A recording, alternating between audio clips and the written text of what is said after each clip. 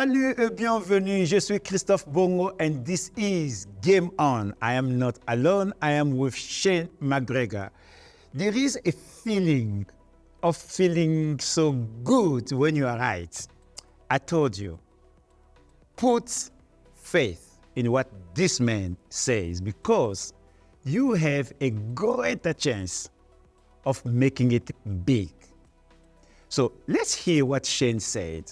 A few weeks ago, I asked Shane a question and he answered.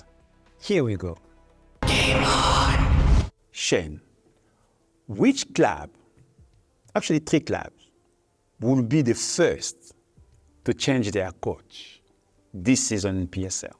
In PSL, that's fairly easy, I would think, Chris. You know, you look at it, there's obvious choices. The obvious choice, you got to look at Sean Bartlett, even though it's not his fault. But I don't think they'll change it. You mean Spurs? Spurs, yeah. Spurs is the first team. The first team Spurs. I mean, I don't think it'll change because it's just the way they are. You know, they promote the youth. Everyone will think that's the obvious choice. For me, my obvious choice here, and you're gonna, and I know you want me to say one club. No. I've got no idea. My obvious choice now, after what's happened this week, is Chipper United. The next one is, there's a certain club that have bought 7, 8, 9 players. They're not performing. They're not doing well. No, I want to bet. You must tell me the club. Which club is? Kaizer Chiefs. Kaizer Chiefs. So you believe Kaizer Chiefs is among the basket of teams that will change their coach by January or before January? Unless things change, unless they turn things around very quickly. And when I say very quickly, I mean in the win next, the MTN 8. They got to win the MTN 8. If they don't win the MTN 8, he's under big pressure. I am not a Panther.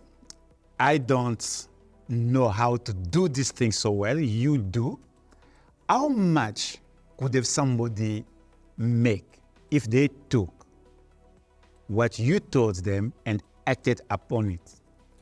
Chris, you could have made a lot of money. Yeah, it depends on how much you wanted to make and how much you wanted to put down. But, you know, odds, you always get good odds, and especially with what's happened there, you would have got even bigger odds, you know. What made you see what people are realizing today that I told you so situation? What made you see that? You know, for both coaches so far?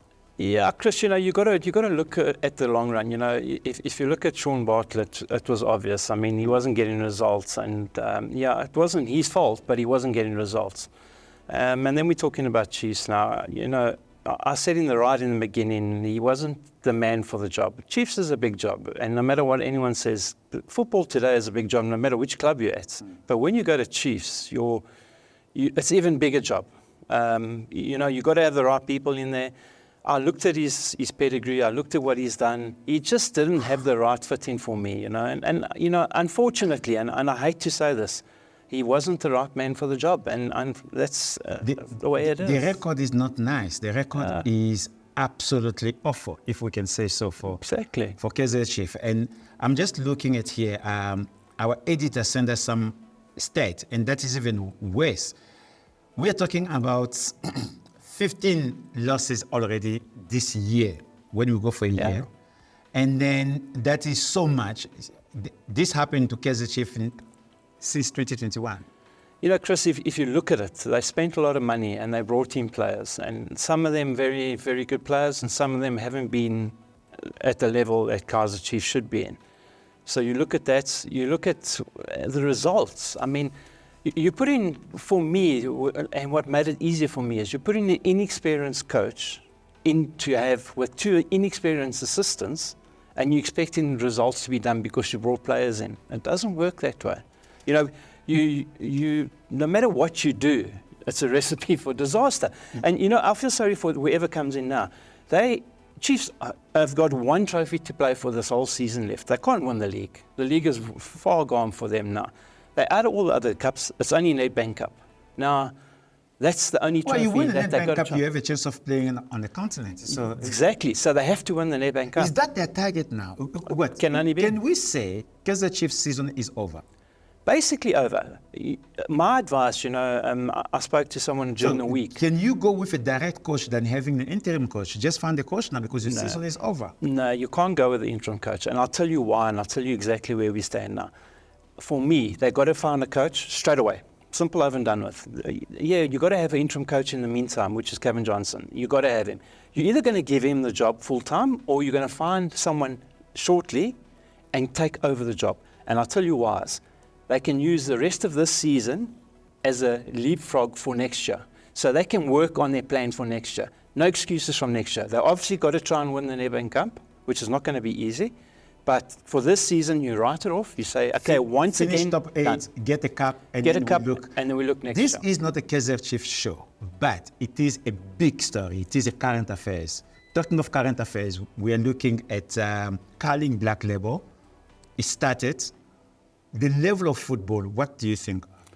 Well, if you look at what's happened, I think it's improved quite a bit. You know, you look at the players; they're obviously trying a lot harder because they want to win the man of the match, and we all know the whole man of the match story. Yeah. There's been criticism of it. You know that it's unfair because the bigger clubs they vote for their own players, even though like Chiefs voted for their player, even though they got booted out the cup. But it's a good incentive. I just think it needs to be tweaked a little bit. What they should try and do is take the votes from the spectators and then take the votes So you think from... about the system of voting? Yeah, you got to use both and combine two with reporters, with your technical, with your super sport guys, and then vote. But the level of football, the level of you are football's been good. satisfied. Yeah, satisfied. Look, you looked at Sundowns. You know, Sundowns played, had to play without 7 of their players. They still went and played. They lost on penalties. That just shows you the level. And even though they left out, well, not left out, they had to play without 7 players, it just shows you, the level of football has improved. When we come in the second half, I wanted to ask you a question. Is Orlando Pirates ready to play 2 games per week? So that's what we'll be talking about. We'll start the second segment with that question. Is Orlando Pirates good enough to play 2 games per week? Because they've got a lot of games to catch up. That answer will come from Shane Mcgregor in the second half.